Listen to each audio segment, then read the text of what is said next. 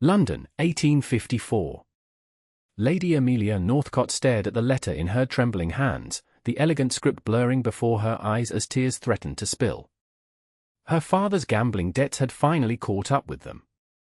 The Northcott estate, her beloved childhood home with its sunlit gardens and ancient oaks, would be seized within the month. The shame of it would destroy what remained of her family's good name. £3,000, she whispered, the sum impossibly vast. We are ruined. She crossed to the window of their modest London townhouse, watching carriages roll past on rain-slicked streets. At 26, Amelia had long resigned herself to spinsterhood.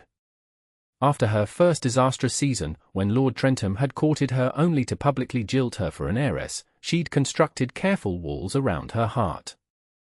Love was a luxury afforded only to those with fortune or extraordinary beauty. She possessed neither. Practical matters require practical solutions, she murmured to herself, the mantra that had guided her since her mother's death. Romance was a delusion that led only to disappointment. Better to accept reality than chase fairy tales. A soft knock interrupted her thoughts.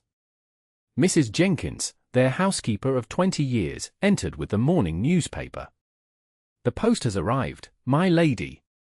And I thought you might wish to see this.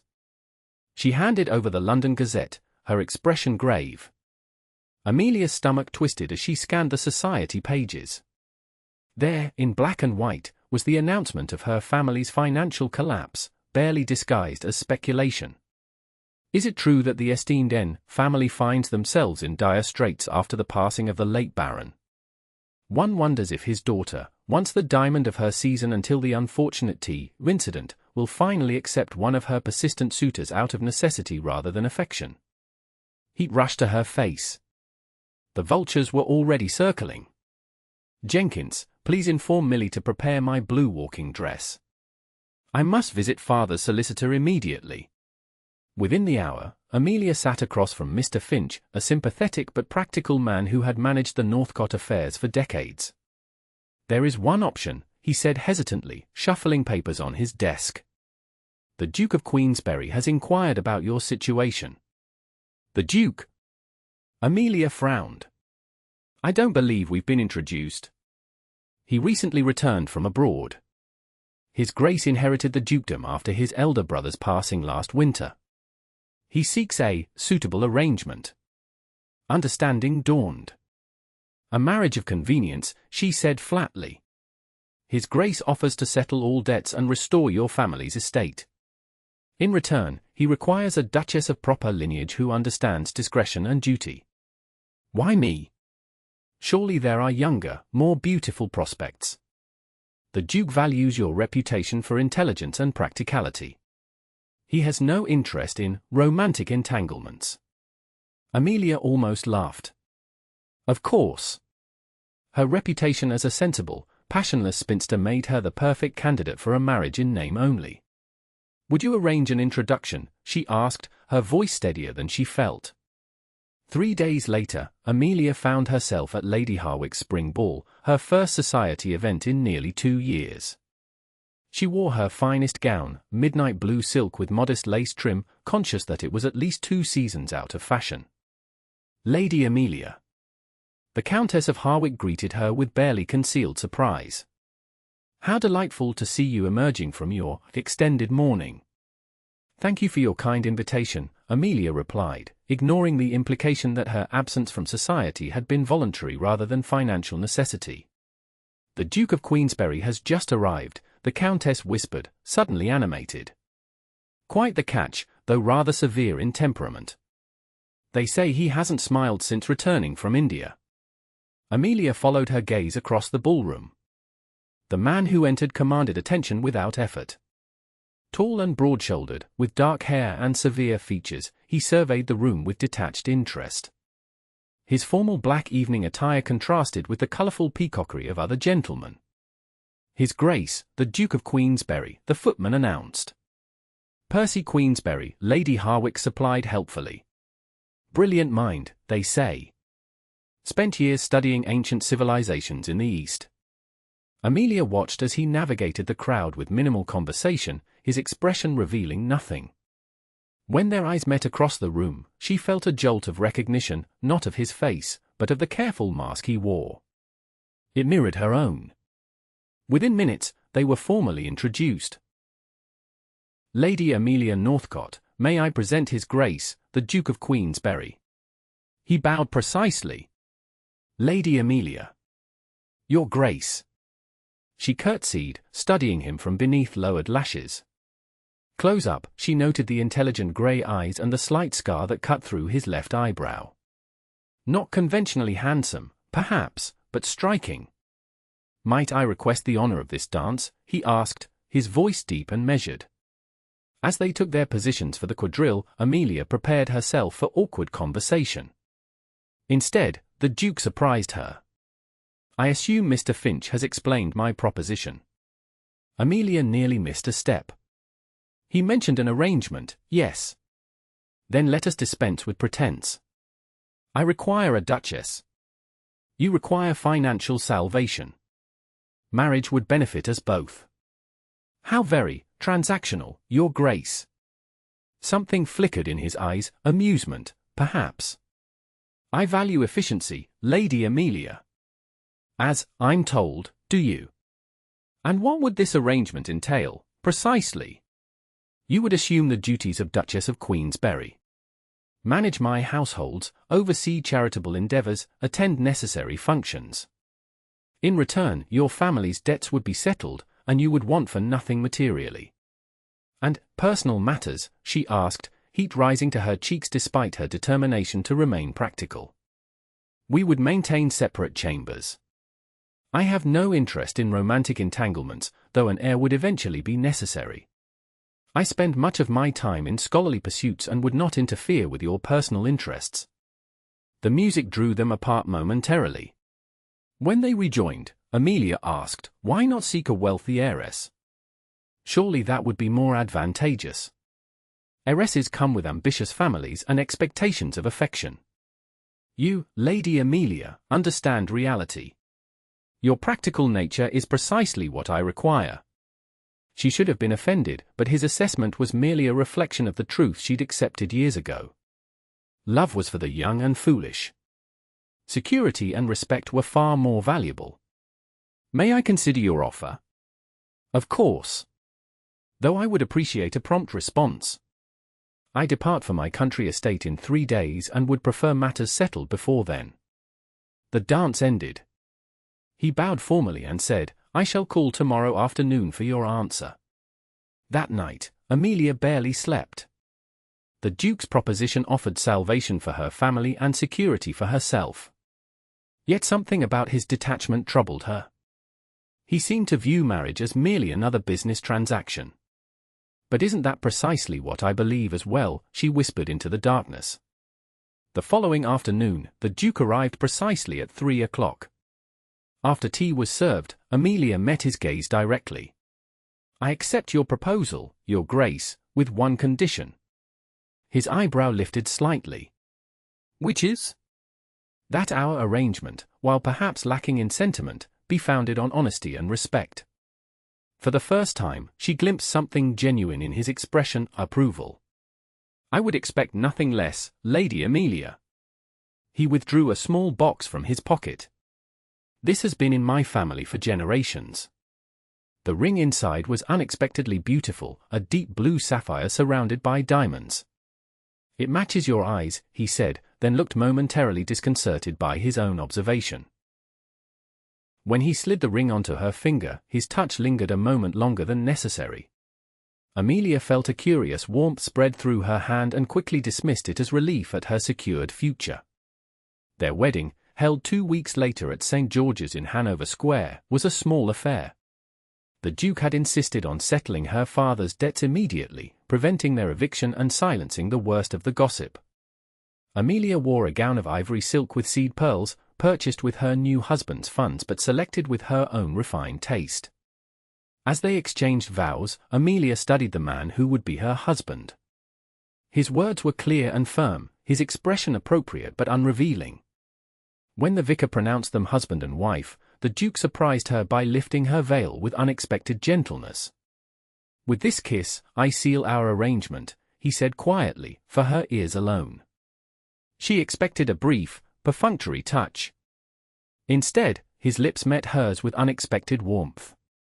The contact lasted only seconds, but Amelia felt it echo through her body like ripples on still water.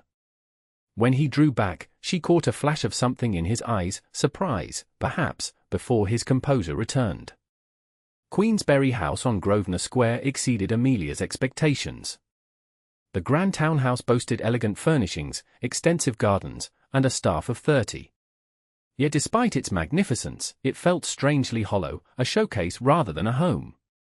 "These are your chambers," the Duke said, showing her to a sumptuous suite decorated in blues and silver. "Mine are in the east wing. You may redecorate as you wish." "Thank you," she replied, noting how carefully he maintained physical distance between them since that unexpected kiss. "When do we depart for your country estate?" "Queensberry Park?" "Tomorrow, if convenient. The London season holds little appeal for me." That night, alone in her new bed, Amelia traced her lips with her fingertips, remembering the unexpected warmth of their first and only kiss. It meant nothing, of course. A mere formality to seal their contract. Yet she found herself wondering about the man behind the ducal mask. The journey to Queensberry Park the following day was conducted in relative silence. The Duke spent most of it reading scientific journals, while Amelia watched the countryside transform from urban sprawl to rolling hills and ancient forests. "Have you always enjoyed scholarly pursuits?" she ventured after an hour of silence. He looked up, seemingly surprised by her interest. "Since childhood. My elder brother was groomed for the dukedom while I was free to pursue intellectual interests." "What prompted your travels abroad?" Something darkened in his expression. A desire to escape English society after certain events. The carriage hit a rut, jolting them closer together momentarily. Amelia caught the scent of sandalwood and leather that seemed uniquely his. "And you, Duchess? What occupies your mind beyond practical matters?" he asked, redirecting the conversation. The title startled her. Duchess. She was a duchess now. "I enjoy literature and botanical illustration," she admitted. "Though I've had little time for either recently. The library at Queensberry Park is extensive, and the gardens are renowned. Both will be at your disposal." Something in his tone, a gentle understanding, made her look at him more closely. For a brief moment, the mask slipped, revealing a man who might actually wish for her happiness. Queensberry Park proved to be magnificent. The ancient stone mansion sat amid carefully landscaped gardens that gave way to wilder woodland. Inside, centuries of aristocratic history were displayed in portraits, furnishings, and architecture. "It's breathtaking," Amelia said honestly. "It requires a proper duchess," he replied. "The staff will assist you in assuming your duties." In the weeks that followed, they established a careful routine. Mornings were spent separately, the Duke in his study with correspondence, Amelia learning the complex management of the estate. They dined together each evening, discussing estate matters and gradually venturing into more personal territories. She learned he spoke 7 languages, had studied with scholars in Alexandria, and could identify any constellation in the night sky. He discovered her talent for illustration, her knowledge of literature, and her quietly determined nature. One evening, nearly a month after their arrival, Amelia found him in the library, surrounded by ancient maps. "The household accounts are prepared for your review," she said, placing the leather-bound ledger on his desk. He glanced up, then did a double take. Amelia had worn her hair differently, a softer style that framed her face, and chosen a gown of deep emerald that complemented her eyes. "You look different," he said, his usual composure momentarily disrupted. "Mrs. Winters suggested I might wish to update my wardrobe befitting my new station," she explained, suddenly self-conscious. "It suits you." His eyes lingered on her face. "Though you needed no improvement." The unexpected compliment hung between them. Amelia felt warmth spread across her cheeks. "Thank you, Your Grace." "Percy," he said suddenly. "When we are private, I would prefer you use my name." The request, so simple yet intimate, shifted something between them. "Percy," she repeated softly. He stood, crossing to where she stood. For a moment, she thought he might touch her, but he merely reached past her for another book. "Perhaps you would join me tomorrow. There's a botanical garden on the east side of the estate that might interest you." The invitation marked a turning point. Their carefully constructed arrangement began to evolve as spring blossomed into summer. Daily walks through the gardens became a cherished ritual. His knowledge of exotic plants complemented her artistic eye, and gradually, conversation flowed more freely. One afternoon, caught in a sudden summer shower, they sheltered beneath an ancient oak. Raindrops glistened in his dark hair, and Amelia found herself studying the strong lines of his profile. "You're staring, Amelia," he said, without looking at her. "I was wondering about the scar above your eye," she admitted. His hand rose unconsciously to touch it. "A reminder of impulsiveness in my youth." "What happened?" "I defended a lady's honor against slanderous accusations." His tone was light, but something in his expression suggested deeper significance. "Was she someone important to you?" Amelia asked, surprised by the twinge of jealousy that accompanied the question. His eyes met hers. "She was my brother's wife." The rain intensified, drowning out the momentary silence. "There was talk," he continued quietly, "when I left for abroad. Rumors that I fled because of inappropriate feelings for my sister-in-law. The truth was far simpler. I defended her because the accusations were false, and my brother was too drunk to do so himself." "Is that why you seek a marriage without attachment?" "Because of those rumors." His jaw tightened. "I seek such an arrangement because I've seen what happens when passion overrules sense. My brother's marriage was a disaster of emotional excess. He loved her obsessively, then grew to hate her with equal fervor." "Not all love stories end in tragedy," Amelia said softly. "Perhaps not. But practicality provides certainty." He offered his arm. "The rain has lessened. Shall we return?" That evening, a letter arrived bearing news that the Duke's presence was required in London on business. He would depart the following morning and be absent for at least a fortnight. "You are welcome to accompany me," he said over dinner. "I think I shall remain here," Amelia replied. "There are several projects I've begun with the village school that require attention." He nodded, but she thought she detected disappointment in his expression. The house felt strangely empty after his departure. Amelia threw herself into her duties, establishing a lending library for the village children and continuing her botanical illustrations. Yet each evening, she found herself in his study, surrounded by his books and maps, feeling closer to him somehow. One night, searching for a particular volume, she discovered a drawer containing journals, dozens of them, bound in leather and meticulously dated. She knew she should close the drawer immediately, but a page had fallen open, and her name caught her eye. Amelia wore blue again today. The color transforms her eyes from merely pretty to extraordinary. She speaks little of herself, yet her actions reveal more than words: her kindness to the staff, her patience with old Mrs. Pemberley, her quiet determination. I find myself watching her when she doesn't notice, wondering what thoughts move behind those expressive eyes. This arrangement, so practical in theory, grows more complicated in execution. I promise myself I would maintain distance, yet I find myself inventing reasons to be in her company. Heart-pounding, she closed the journal and returned it to its place. The words played through her mind repeatedly. He noticed her. He sought her company. Perhaps their arrangement was affecting him as it increasingly affected her. The Duke returned after 3 weeks' absence, arriving late one evening when most of the household had retired. Amelia, reading in the library, heard his arrival and went to greet him. He looked tired, his usual immaculate appearance slightly rumpled from travel.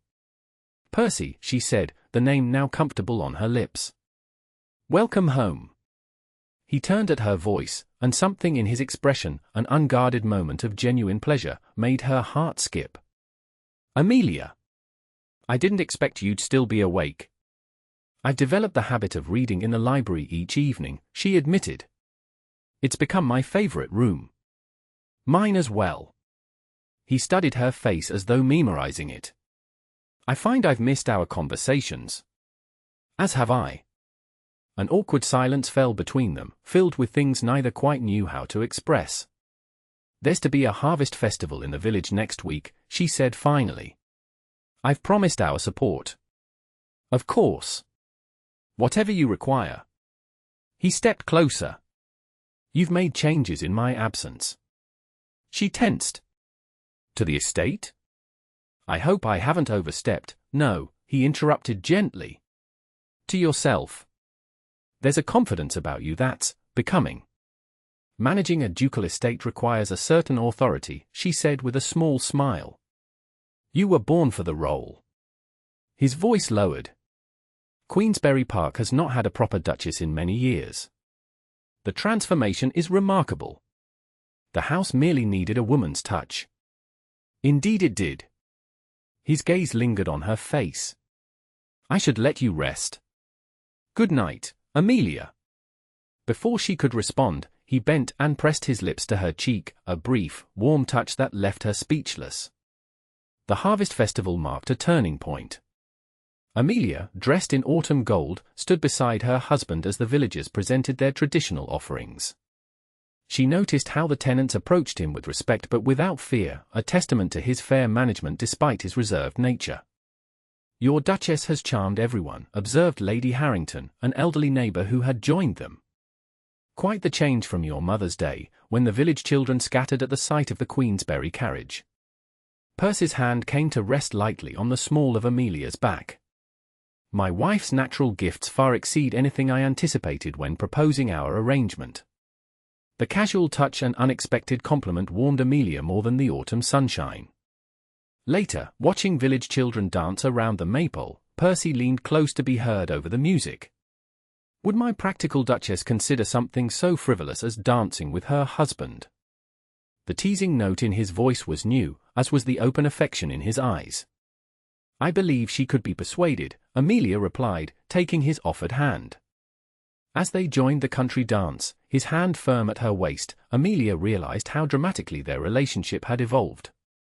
What had begun as a business arrangement now felt increasingly like a true marriage, one built on growing respect and, perhaps, something deeper. The dance required them to separate and rejoin repeatedly.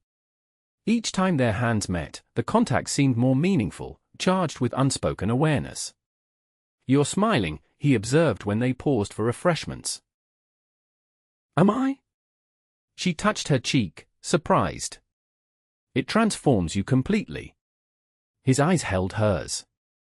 I find I've developed a particular fondness for your smile. That night, retiring to their separate chambers, Percy escorted her to her door, a courtesy he'd rarely observed before. Thank you for today, she said, suddenly shy. I enjoyed our dance. As did I.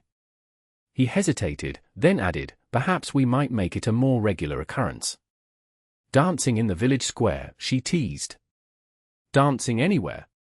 Together. His voice had deepened slightly, and his gaze dropped momentarily to her lips. Amelia's heart raced. I would like that. He nodded, seeming to reach some internal decision. Good night, then. But instead of the now customary kiss on the cheek, he took her hand and raised it to his lips, his eyes never leaving hers. The simple gesture felt more intimate than any they had shared before. The autumn days grew shorter, and their time together lengthened. Percy began joining Amelia for morning walks, and she started taking interest in his scholarly work. They developed a habit of reading together in the library each evening, occasionally sharing passages aloud. One night, as the first snow fell outside the windows, Amelia realized she had fallen in love with her husband. The knowledge settled over her with terrifying clarity. What had begun as a practical arrangement had transformed, for her, into something profound and dangerous. You've gone very quiet, Percy observed, looking up from his book. Just thinking, she said, forcing a smile. Share your thoughts. I was wondering, she began carefully, if you ever regret our arrangement. He closed his book.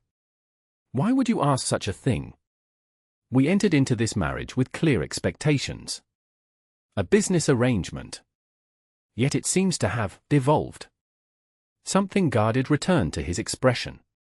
Does that concern you? I merely wonder if it aligns with your wishes.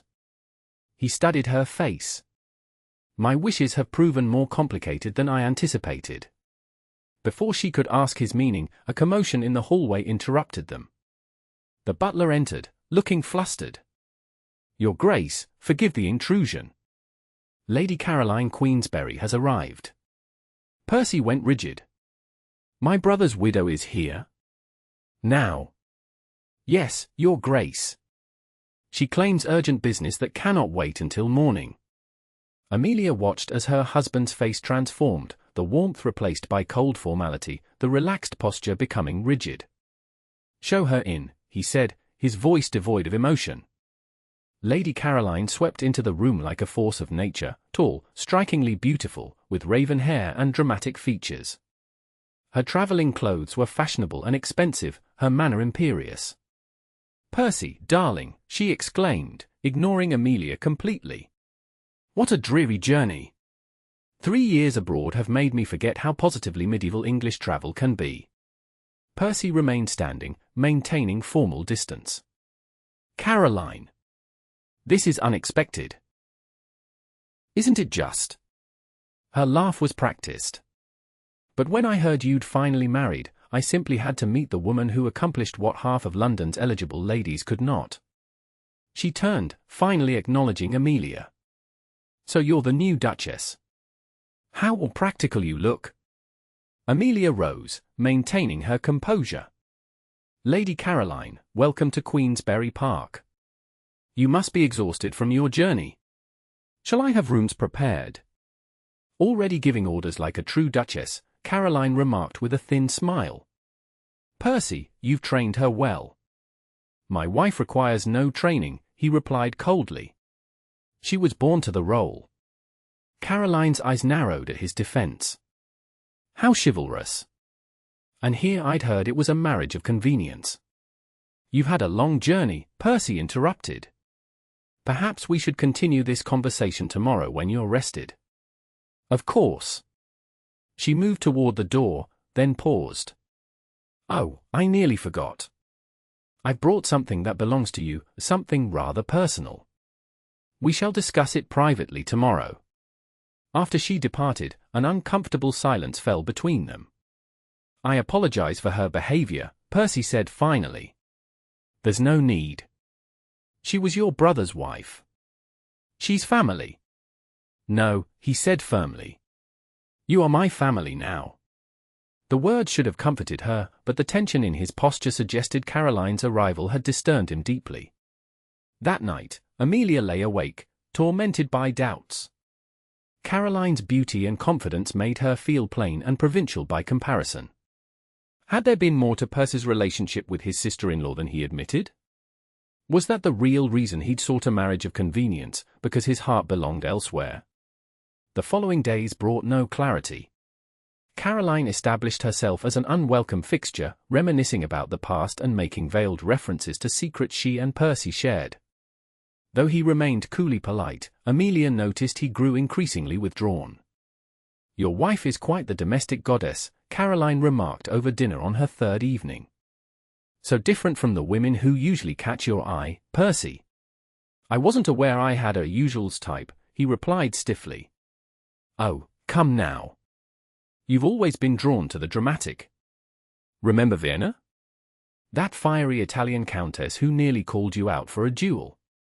Amelia watched her husband's jaw tighten. There were clearly chapters of his life he'd never shared with her. Ancient history, he said dismissively. Speaking of history, Caroline continued, I've brought those letters I mentioned. Quite revealing about your true nature, cousin. Amelia frowned. Cousin? Oh, Caroline's eyes widened with false innocence. Didn't Percy tell you? We're distant cousins. That's what made all those rumors about us so deliciously scandalous. That night, Percy sought Amelia in her chambers for the first time since their marriage. May I speak with you? He asked, standing awkwardly at her threshold. Of course. She gestured him inside, conscious of her simple nightgown and wrapper. Caroline's presence has disrupted our household. I've asked her to leave tomorrow. Relief flooded through Amelia. I see. But before she goes, I must tell you something. He paced to the window and back. The letters she mentioned, they were written by me years ago, when I was young and foolish. Love letters? Amelia asked, her voice barely audible. No, he said firmly. Nothing romantic, though she has implied as much to create mischief. They were written when my brother was at his worst, drinking, gambling, mistreating her. I offered her escape, funds to establish herself independently. You were trying to help her. Yes, but my wording was imprudent. Could be misinterpreted if read with malicious intent. He looked directly at her. Caroline threatens to release them to the gossip sheets unless I provide her with a substantial settlement. Blackmail, Amelia whispered. Precisely. I care nothing for myself, but such scandal would touch you now. I cannot allow that. The realization struck her forcefully. He was protecting her reputation, her feelings. What will you do? Pay her, I suppose. Then ensure she leaves England permanently. Amelia crossed to where he stood, taking his hands in hers. We will face this together. I am your wife, not some delicate ornament to be shielded. Something shifted in his expression, surprise, then a deeper emotion she couldn't name. I don't deserve you, he said softly. You don't know what you deserve, she replied, because you've never allowed yourself to want anything beyond duty. For a breathless moment, she thought he might kiss her. Instead, he pressed his lips to her forehead in gentle benediction. Rest now. Tomorrow we will confront Caroline together. But when morning came, they discovered Caroline had departed in the night, taking with her a valuable necklace from the Queensberry collection and leaving behind a note, *, Percy darling. Consider this trinket a small payment for keeping your secrets. For now. Until we meet again. *, she's gone to London, Percy said grimly. We must follow immediately. The journey passed in tense silence, Amelia's mind racing with possibilities. What if Caroline published the letters despite the theft? What if the scandal destroyed Percy's reputation, and by extension, hers? Whatever happens, she said as their carriage approached London, remember that I chose this marriage knowing it would be complicated. He took her hand, studying her face. When I proposed our arrangement, I thought I was offering you security in exchange for respectability. I never imagined you would give me so much more. What have I given you? She asked softly. Before he could answer, the carriage stopped at Queensberry House. The butler met them at the door, his expression grave. Your Grace, Lady Caroline has been here. She left this for you. He presented a sealed envelope. In the privacy of the study, Percy broke the seal. Inside was a single sheet of paper. The letters will be published in tomorrow's Gazette unless £5,000 is delivered to me at the Clarendon Hotel by midnight. Consider it the price of your perfect marriage. Percy crushed the paper in his fist. I should have expected this.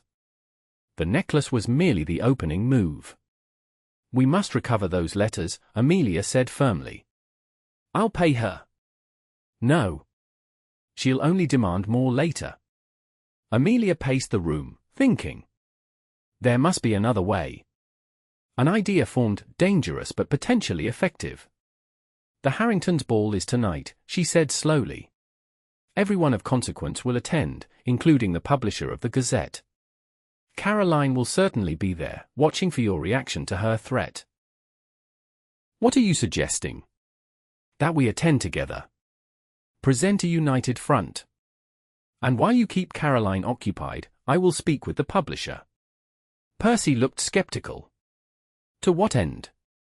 To tell him the truth before Caroline can present her twisted version.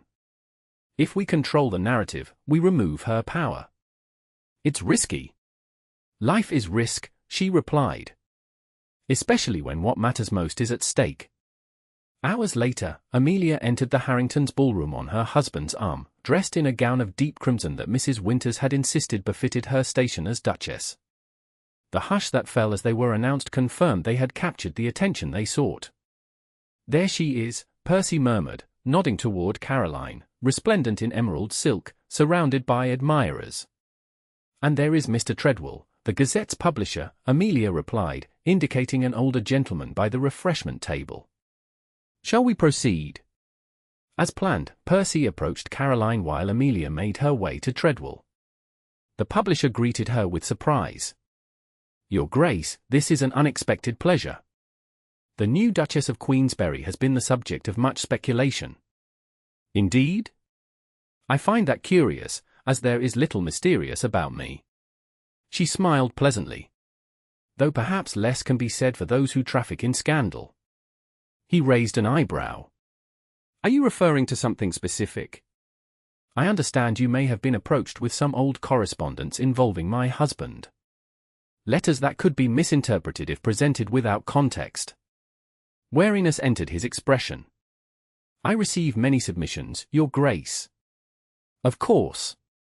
But I wonder if those who submit such items ever consider the legal implications of publishing stolen private correspondence, or the consequences of provoking a duke whose influence extends to the highest levels of government." Treadwell paled slightly. Hypothetically speaking, such considerations would indeed be significant. Hypothetically, Amelia agreed, a publisher might find it more profitable to ally with a powerful ducal house than with a desperate widow of questionable reputation. By the time Percy rejoined her, Amelia had secured Treadwell's assurance that no letters would be published without the Duke's explicit consent. "Caroline is furious," Percy murmured, guiding Amelia to the dance floor. "She says you've threatened Treadwell." "Not threatened. Simply clarified certain realities." Amelia placed her hand in his for the waltz. "Did she admit to stealing the necklace?" "She claims it was a gift from my brother.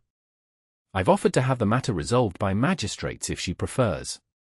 As they moved through the steps of the waltz, Amelia became aware of how perfectly they complemented each other, his strength supporting her grace, their movements synchronized without effort. "You continue to astonish me," Percy said, his voice low enough for her ears alone. "I thought I was rescuing you, but it seems you are the one saving me." "Is that so terrible?" she asked, meeting his gaze. "It is unexpected." His hand tightened slightly at her waist. "When I proposed our arrangement, I believed myself incapable of—" He stopped abruptly. "Incapable of what?" The music ended before he could answer. As they left the dance floor, a commotion near the entrance drew their attention.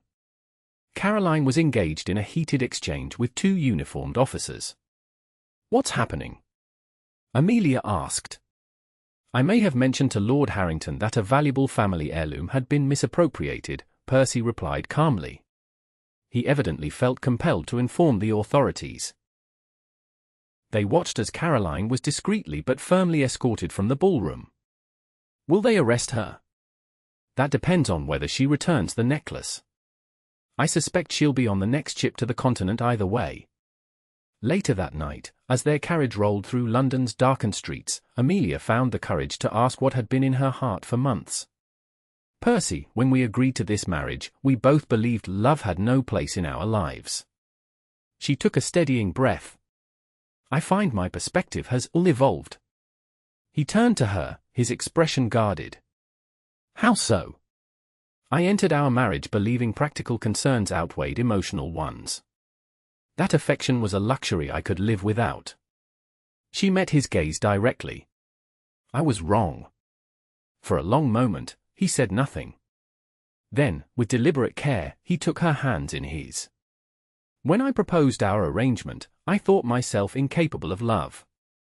My brother's disastrous marriage, the rumors that followed me, my own observations of society, all convinced me that emotional attachments led only to pain. And now," she whispered, "now I find myself questioning everything I believed." His voice grew hoarse. "You have transformed Queensberry Park from a house to a home. You've shown more courage tonight than many men I've known in battle." And when I contemplate my future, I cannot imagine it without you, or not as my Duchess in name, but as my partner in truth. Percy, let me finish, please. He drew a shaky breath. I did not know it was possible to begin with practicality and end with passion. I did not know that respect could deepen into admiration, or that admiration could blossom into love. Yet here we are. Love? Amelia's heart pounded so loudly she was certain he must hear it. I love you, Amelia. Not for your practicality or your lineage or any of the reasons I first proposed.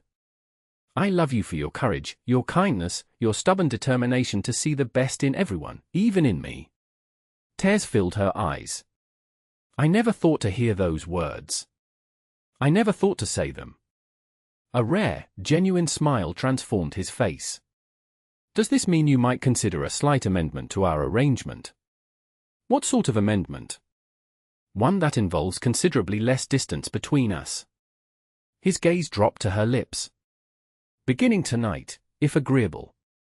Instead of answering with words, Amelia closed the distance between them, pressing her lips to his in a kiss that contained all the emotion she'd held back for months.